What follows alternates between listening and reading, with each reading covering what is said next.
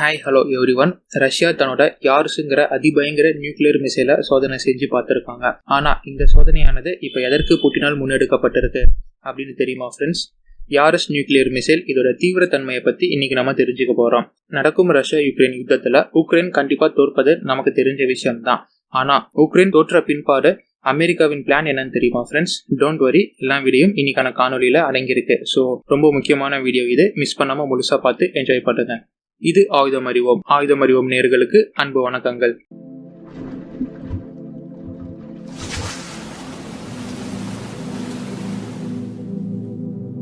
நம்ம சேனல்ல defence news, defence weapons and important global news இது போன்றவற்றை டிஸ்கஸ் பண்ணி போடுவோம். ஸோ இதுல ஆர்வமுள்ள நேயர்கள் நம்ம சேனல்ல ப்ரொஃபைல போய் பாருங்க, கண்டிப்பா உங்களுக்கு பிடிக்க வரும். அப்படி பிடிச்சிருந்தா சப்ஸ்கிரைப் பண்ணா போதுமானது. அண்ட் இந்த ஒரு கோரிக்கையுடன் இன்னைக்கான வீடியோக்குள்ள போலாம். 2 வருஷம் முடிஞ்சு தொடர்ந்து போகும் இந்த போரில் யார் ஜெயிக்க போறா அப்படின்னு எல்லாருக்குமே தெரியும்.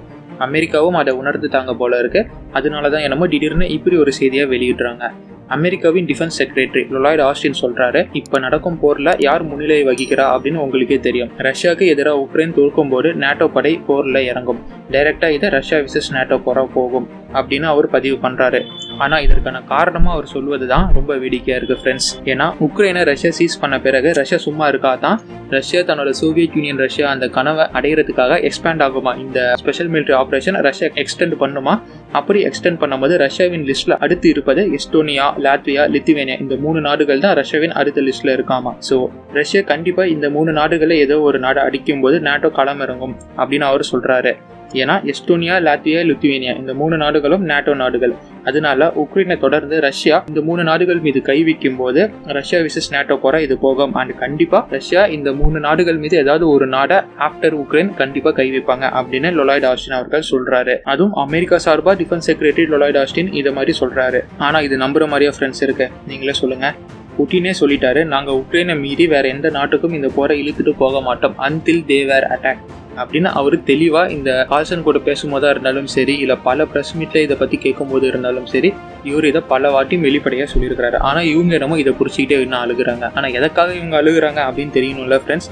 ஆக்சுவல் ஃபேக்ட் என்னன்னா, உக்ரைனுக்கு காங்கிரஸ் கட்சினால பெரிய அளவுக்கு அமெரிக்கா உதவ முடியல. பிகாஸ் காங்கிரஸ் கட்சி எந்த பில் உக்ரைனுக்கு போறதா இருந்தாலும் அதை ஸ்டாப் பண்ணிட்டு வராங்க, பிகாஸ் அவங்க நாட்டு நலன் கருதி. இதனால அமெரிக்கா கிட்ட இருந்து பெரிய அளவுக்கு ஃபண்டிங் போகாததுனால மற்ற நாடுகளும் பெரிய அளவுக்கு ஃபண்டிங்கை கொடுக்கறது இல்ல. நீங்க வேணா கேட்கலாம், பிரான்ஸ் அவ்வளவு தரேன்னு சொல்றாங்களே, ஜெர்மனி உங்களுக்கு உக்ரைனுக்கு இவ்வளவு ஃபண்டிங் பண்றேன் அப்படின்னு சொன்னாங்களே, இப்போ கூட ரீசெண்டா பல நியூஸ் வந்துச்சு, EU கூட இவ்வளவு தரேன் அப்படின்னு சொன்னாங்களே, அப்ப அதெல்லாம் என்னப்பா அப்படின்னு நீங்க கேட்கலாம். பட் அவங்க எல்லாம் சொல்றாங்களே தவிர எதுவும் செய்யறது இல்லை ஃப்ரெண்ட்ஸ். இதற்கு சிறந்த உதாரணமா இந்த ஆர்டிகாவை பிடிச்சாங்கல்ல உக்ரைன், அப்போ ஒரு செய்தியை வெளியிட்டாங்க. கரெக்டான நேரத்துல கரெக்டான சொன்னபடியான வெப்பன்ஸ் எதுவும் எங்களுக்கு வராததுனாலதான் இந்த ஆவ்திகாவை நாங்க இலக்க நேரிட்டது அப்படின்னு ஜெலன்ஸ்கி உள்பட பல முக்கிய உக்ரைன் மிலிட்டரி அதிகாரிகள் சொல்லி இருக்கிறத நான் இங்க மீண்டும் உங்களுக்கு சொல்லிக்க விரும்புறேன். ஓப்பனா தெரிய வரது என்னன்னா, உக்ரைனுக்கு எல்லாரும் சொல்றாங்களே தவிர யாரும் ப்ராப்பரான வெப்பன் எய்ட் பண்றது இல்ல. வெப்பன் ஷார்டேஜ் உக்ரைன்ல இருக்கு அப்படிங்கிறது தான். நாம இல்லைனாலும் மற்ற அண்டை நாடுகள் உக்ரைனுக்கு உதவ வைக்க வேண்டும் அப்படின்னு தான் அமெரிக்கா இந்த எஸ்டோனியா, லாட்வியா, லித்தியா இது மாதிரி நாடுகள் உங்க மீது படையெடுக்க போறாங்க அப்படின்னு சொல்லி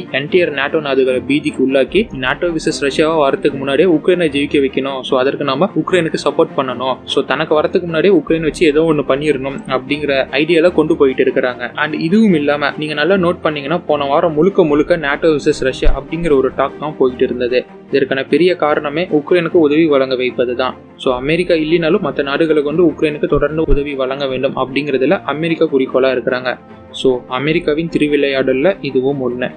நெக்ஸ்ட் நம்ம ஒரு முக்கியமான நிகழ்வை பற்றி டிஸ்கஸ் பண்ண போகிறோம். அதுதான் இந்த வீடியோ ஸ்டார்டிங்லேயே சொன்னேன், அந்த யாரஸ் மிசைல். அதை பற்றி தான் இப்போ நம்ம பார்க்க போகிறோம். ரஷ்யா தன்னோட ஆன்டி சேட்டிலைட் மிசைல்ஸ் நியூக்ஸை ஸ்பேஸில் நிலைநிறுத்த இருப்பதாகவும் இது உலக நாடுகளுக்கு அச்சுறுத்தல் அப்படின்னு அமெரிக்கா குற்றம் சாட்டியது. ஆனால் அமெரிக்காவின் இந்த நியூ குற்றச்சாட்டுக்கு புட்டின் ஒரு பெரிய சம்பவத்து மூலியமாக பதில் வச்சிருக்கிறாரு.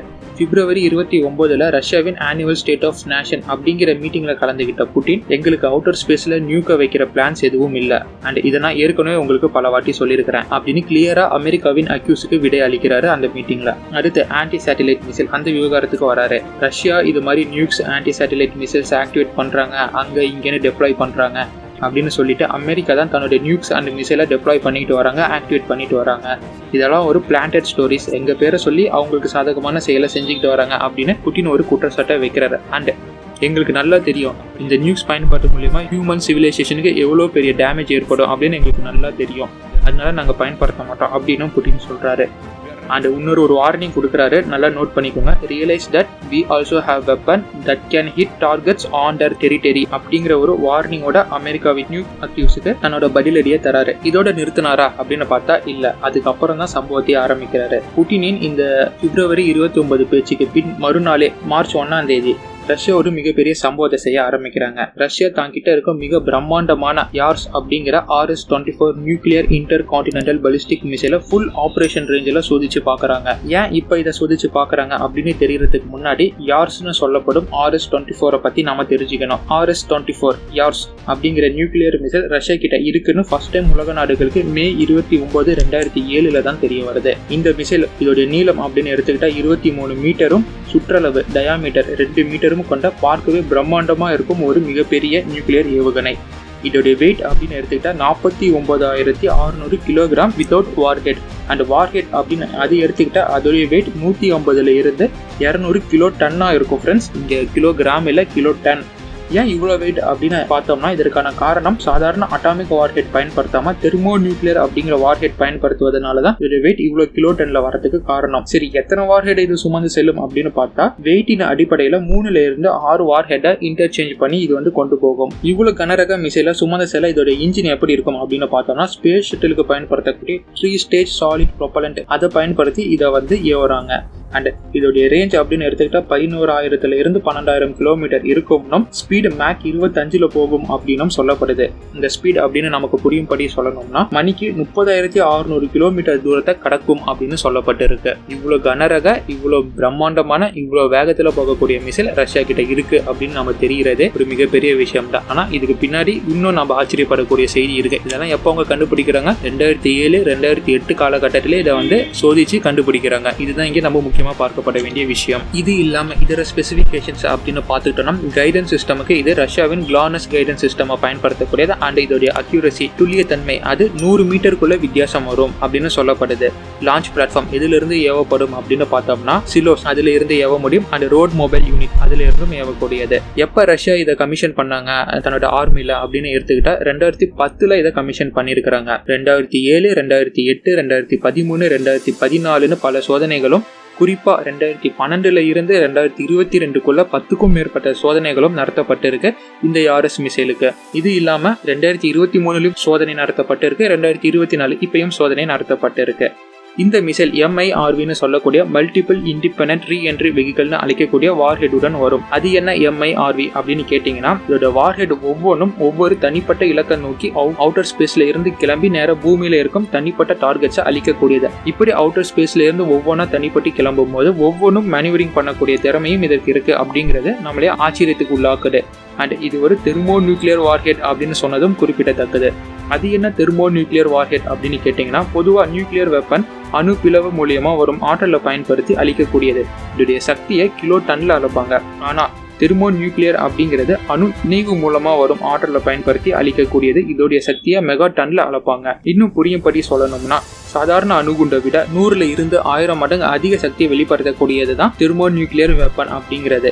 இப்போ புரியுதா ஃப்ரெண்ட்ஸ் நான் ஏன் இதை அதி தீவிர மிசைல் அப்படின்னு சொன்னேன்னு? ஃபைனலா இது ஒரு கண்டமிட்டு கண்டம் தாவும் ஏவுகணை, இன்டர் கான்டினென்டல் பலிஸ்டிக் மிசைல். அமெரிக்காவிடம் இருக்கும் அட்டாமிக் நியூக்ளியர் மிசைலை விடவும் 12 டைம்ஸ் கிரேட்டர் இது இந்த ரஷ்யாவின் இந்த யார்ஸ் மிசைல். அதுவும் நம்ம இங்கே குறிப்பிட்டு பேச வேண்டிய விஷயம். இதுதான் புட்டின் அவர்கள் அமெரிக்காவின் அக்யூஸுக்கு பதிலாக தரப்பட்ட ஏவுகணை சோதனை. இந்த சோதனையானது கம்சட்கா பெனின்சுலால இயங்கும் குரா ட்ரைனிங் சென்டரை தாக்குதல் தளமா நிர்ணயிக்கப்பட்டு ரஷ்யாவின் ப்ளீசெட்ஸ் காஸ்மோன்ட்ரம் அங்கிருந்து ஏவப்பட்டிருக்கு. இதோடைய கம்ப்ளீட் ஆபரேஷனலும் வெற்றிகரமா நிறைவு பெற்றது. தன்னுடைய குரா ட்ரைனிங் சென்டர் தாக்குதல் தளத்தை துல்லியமா அடிச்சிருக்கு அப்படின்னு ரஷ்யாவால் இப்போ உறுதி செய்யப்பட்டிருக்கு. சரி, இந்த சோதனையானது இந்த ICBMின் டாக்டிக்கல் அண்ட் ஃபிளைட் கேரக்டரிஸ்டிக்ஸை உறுதி செய்யவே அப்படின்னு ரஷ்யா சார்பாக சொல்லப்பட்டிருக்கு. ஆனா இதை நம்புற மாதிரியா ஃப்ரெண்ட்ஸ் இருக்கு? கண்டிப்பா இல்ல. டம்மி நியூக்ளியர் வார்ஹெட்டை வச்சு ஏவோட ஒரு மிசைல அலரட்டும் அப்படிங்கிற மாதிரி ஏவப்பட்ட மிசைல் தான் அது. அந்த ரஷ்யாவின் நியூக்ளியர் த்ரெட் எப்படி இருக்கும் அப்படின்னு புட்டினால் காமிக்கப்பட்ட ஒரு சாம்பிள் தான். சரிங்களா? இன்னும் ரஷ்யா கிட்ட இதோட இன்னும் பல வீரியமான மிசைல்ஸ், நியூக்ளியர் மிசைல்ஸ் எல்லாமே இருக்கு அப்படிங்கிறதும் நாம நினைவில் வைத்துக் கொள்ள வேண்டியவை. இந்த RS-24 யார்ஸ் அப்படிங்கிற மிசைல் ரஷ்யாவின் பழைய டோபால் M அப்படிங்கிற மிசைலை அடிப்படையை வச்சு உருவாக்கப்பட்டது என்பதும் இங்க நான் குறிப்பிட விரும்புறேன். ஆனா என்னதான் ரஷ்யா இப்படி ஒரு ஏவுகணை ஏவி மேற்குலக நாடுகளுக்கு அச்சுறுத்தல் கொடுத்தாலும் இதையும் அமெரிக்கா தனக்கு சாதகமா பேசுவாங்க. அதுல எந்த சந்தேகமும் இல்ல. சரி, ரஷ்யா கிட்ட அதிகமா நியூக்ளியர் வெப்பன்ஸ் இருக்கா இல்ல அமெரிக்கா கிட்ட அதிகமா நியூக்ளியர் வெப்பன்ஸ் இருக்கா அப்படின்னு பார்த்தா அமெரிக்கா 5244 வாரியர்ஸுடனும் ரஷ்யா 5889 நியூக்ளியர் வாரியர்ஸுடனும் அமெரிக்காவை பின்னுக்கு தள்ளி முதலிடத்துல இருக்கு. அண்ட் இதற்கு நெக்ஸ்ட் சைனா இருக்கிறாங்க. சரி, ஃபைனல் நியூஸா போயிடலாம். இஸ்ரேல் ஹமாஸ் யுத்தத்துல காசா மக்களுக்கு உணவுப் பொருட்களை உதவியா ஆட்ராப் பண்ணும்போது அங்கிருந்த மக்கள் மீது கண்மூடித்தனமா IDF அவங்க துப்பாக்கி சூடு நடத்தி 100க்கும் மேற்பட்டவங்களை கொண்ட விவகாரம் நம்ம யாரும் மறந்திருக்க மாட்டோம் அப்படின்னு நினைக்கிறேன். அண்ட் இது தொடர்பா பிரசிடென்ட் பைடன் அவர்கள் நெத்தன்யாஹுவுக்கு ஒரு வார்னிங்கை கொடுத்திருக்காரு. No excuse for Netanyahu to prohibit humanitarian aid to Gaza அப்படிங்கிறாரு. இனிமேல் காசா மக்களுக்கு போக மனிதாபிமான உதவியை தடுத்தினா உனக்கு எந்த எக்ஸ்கியூஸும் நாங்க தரமாட்டோம், நீ அவ்வளவுதான் காலி ஸ்ட்ரிக்டா சொல்லிட்டாரு ஃப்ரெண்ட்ஸ். ஃப்ரெண்டா இருந்தாலும் ஒரு அளவுக்கு தான், அதான் இப்ப பைடனும் சொல்ல வராரு போல இருக்கு. இது இல்லாம அமெரிக்காவும் காசா மக்களுக்கு உதவியா தன்னோட ஹியூமனிடேரியன் எய்டை ஆட்ராப் பண்ண போவதாகவும் சொல்லியிருக்காரு. பட் இதோட எக்ஸாக்ட் டேட் என்ன அப்படின்னு பைடன் அவர்கள் சொல்லல. அண்ட் இஸ்ரேல் இந்த அமெரிக்காவின் ஆட்ராப்பை தடுக்க கூடாது, காசாக்கு வரும் உதவி ட்ரக்குகளுக்கு இஸ்ரேல் வழிவிடணும், அதுல எந்த ஒரு கோல்மாலும் பண்ணக்கூடாது, எந்த தடையும் பண்ணக்கூடாது அப்படின்னு பைடன் ஒரு எச்சரிக்கை கொடுத்திருக்காரு. சரி, இதெல்லாம் ரைட் தான். இப்ப எனக்கு என்ன ஒரு சந்தேகம் வருதுன்னா, திடீர்னு என்ன இந்த மனமாற்றம், காசா மக்கள் மீது என்ன கரிசனம் அப்படிங்கறது இங்க எனக்கு ஒரு கேள்வியா இடிக்குது. But at end of the day என்னைக்கோ காசால உள்ள மக்களுக்கு நல்லது நடந்தா சரிதான், அது யார் மூலியமா இருந்தாலும் சரிதான், அது வரவேற்கப்படுது. ஆனா நீங்க சொல்லுங்க ஃப்ரெண்ட்ஸ், இது மாதிரி மனிதாபிமான சாப்பாட்டு உதவி வரும்போது இது மாதிரி IDF அங்க இருக்க மக்கள் மீது தாக்குதல் நடத்தினது சரியா தவறா அப்படிங்கிற உங்க கருத்தை தாராளமா கமெண்ட் பாக்ஸ்ல போடுங்க. அண்ட் இன்னைக்கான காணொலி ரொம்ப முக்கியமான காணொலி, முக்கியமா மாணவர்கள் அவங்களுக்கு ரொம்ப முக்கியமான காணொலி. ICBM அப்படிங்கிற ஒரு மிசைல் ரஷ்யா கிட்ட இருக்கு. அண்ட் அதை எப்போ கண்டுபிடிச்சாங்க, 2007 அவங்க கண்டுபிடிச்சிருக்காங்க. இப்படி ஒரு மேனுவர் டெக்னாலஜி தெர்மோ நியூக்ளியர் அப்படிங்கிற ஸ்டேட்மெண்ட் எல்லாம் நம்ம டாப்பிக்கா கவர் பண்ணி இதுல நம்ம பேசியிருக்கிறோம். ஆஸ்திரேலியா இருந்தீங்கன்னா இது மாதிரி ஒரு டாபிக் இருக்கு அப்படின்னு நீங்க உங்களுடைய ஸ்கூல் ஸ்டூடெண்ட்ஸுக்கு நீங்க சொல்லலாம், அவங்களும் இதை தெரிஞ்சுப்பாங்க. அந்த ஸ்டூடெண்ட்ஸ் நீங்களா இருந்தீங்கன்னா இது நீங்க தெரிஞ்சுக்கலாம், உங்களுக்கும் இது யூஸ்ஃபுல்லா இருக்கு, இதோட டெக்னாலஜி எமர்ஜிங்கா இருக்கு அப்படின்னு நீங்களும் தெரிஞ்சுக்கலாம். ஓகேங்களா? ஸோ என்னைய பொறுத்த வரைக்கும் வெப்பன் டெக்னாலஜி அப்படின்னு நம்ம சேனல்ல வந்துச்சுனாவே அது ரொம்ப இம்பார்ட்டன்டான வீடியோ தான். ஏன்னா ஒரு வெப்பன் டெக்னாலஜில இருந்து நம்ம பல ஸ்டேட்மெண்ட்ஸ், பல டெக்னிக்கல் டேர்ம்ஸ் நம்மளால ஐடென்டிஃபை பண்ண முடியும். அதுவும் இல்லாம நம்ம நியூஸ் அப்படிங்கறது கவர் பண்றதுனால ஒரு ஓவராலா நமக்கு ஒரு புரிதல் கிடைக்கும். இது மாதிரியான அட்வான்ஸ் மூவ்மெண்ட் நடக்குது, அந்த அட்வான்ஸ்டு மூவ்மெண்ட் எப்படி உலக அரசியலை நகர்த்திக்கிட்டு போகுது அப்படிங்கிற ஒரு புரிதல் நமக்கு கிடைக்கும் ஃப்ரெண்ட்ஸ். அதனாலதான் இப்படி ஒரு வீடியோஸ் நம்ம பண்ணிட்டு இருக்கிறோம். அதனால வெப்பன் டெக்னாலஜி, குளோபல் நியூஸ் இதெல்லாம் நம்ம கவர் பண்ணி பேசுவோம் அப்படின்னு சொல்றதுக்கு காரணமும் அதுதான். அதனாலதான் உங்களை நான் சப்ஸ்கிரைப் பண்ணி வச்சுக்கோங்க அப்படின்னு சொல்றேன். ஓகேங்களா ஃப்ரெண்ட்ஸ், இன்னும் இது போன்ற பல செய்திகளை தெரிந்து கொள்ள நீங்க செய்ய வேண்டியது ஆயுதம் அறிவோம் அப்படிங்கிற நம்ம நியூஸ் சேனலை சப்ஸ்கிரைப் பண்ணி வச்சுக்கிறது தான். அது முடிஞ்ச உங்க நண்பர்களுக்கு பகிரலாம். மீண்டும் அடுத்த பதிவில் சந்திப்போம். அதுவரை இணைந்திருங்கள். ஆயுதம் அறிவோம். And stay tuned for next video மக்களே. நன்றி, வணக்கம்.